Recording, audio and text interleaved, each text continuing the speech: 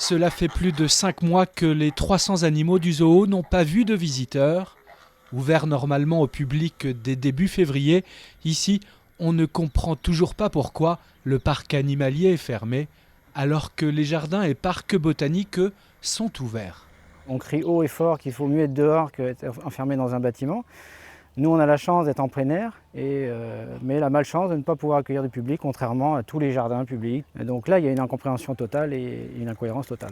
Nous, les protocoles de toute façon qui avaient été validés en 2020 sont toujours d'actualité. Aujourd'hui, le parc est prêt. En attendant, le travail avec les animaux est le même et l'équipe est au complet. Aujourd'hui, il y avait le nettoyage du bâtiment girafe en plus. On a l'approvisionnement de la boutique aussi qui est en cours, justement en prévision de la saison. Un peu plus loin, à Fontenay-le-Comte, le château de Terre-Neuve, qui reçoit habituellement plus de 10 000 visiteurs par an, traverse des heures sombres.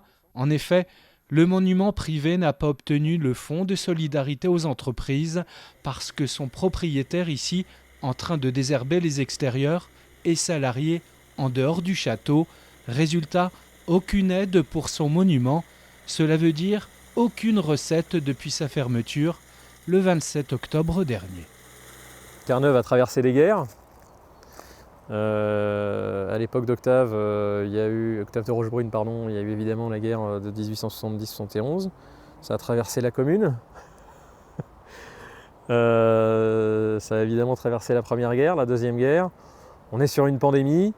L'idée c'est de faire le dos rond et puis d'avoir une forme de résilience, de traverser la crise, de prendre sur soi, de, comme dirait l'autre, mettre un maximum d'énergie, d'oublier ce qu'on appelle un certain confort parfois, mais de se battre et puis de traverser la pandémie comme ça. Construit en 1584, ce joyau de la Renaissance devrait pouvoir tant bien que mal encore résister.